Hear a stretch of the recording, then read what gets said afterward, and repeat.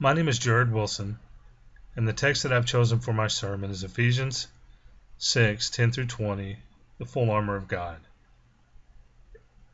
Paul explains in verses 10 through 17 that for Christians there's going to become a day when we're going to be attacked by the spiritual forces of evil.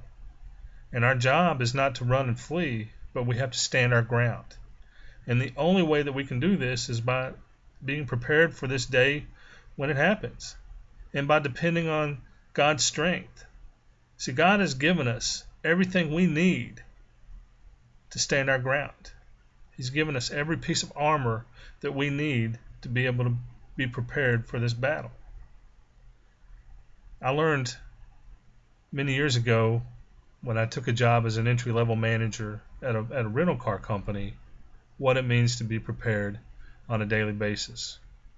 The senior manager that hired me on my first day of work, he met me at the office and he said, "Let's go for a walk." So we walked around the facility and he pointed several different things out for me. And the things that he pointed out were the responsibilities that I needed to look at before we could even think about renting a car to a customer. There's several things that had to be in place.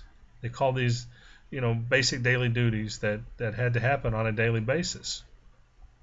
The first thing is you had to make sure that everybody came to work on time. You're in charge of schedules, so you had to put the schedules in place to make sure you had people there. If you didn't have people there to rent a car to a customer, then it didn't happen. The process broke down. Other things that had to happen is the people that clean the cars have to be there.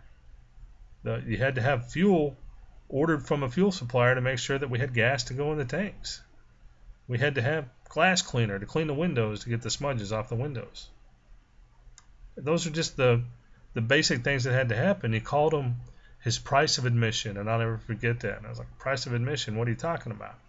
And he said, "Well, before a baseball game can even happen, there's several things that have to go into account.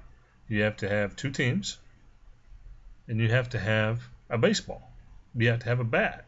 Imagine all these players show up looking great in uniform, standing there on the sidelines, but if they don't have a bat and a ball, they can't play a game.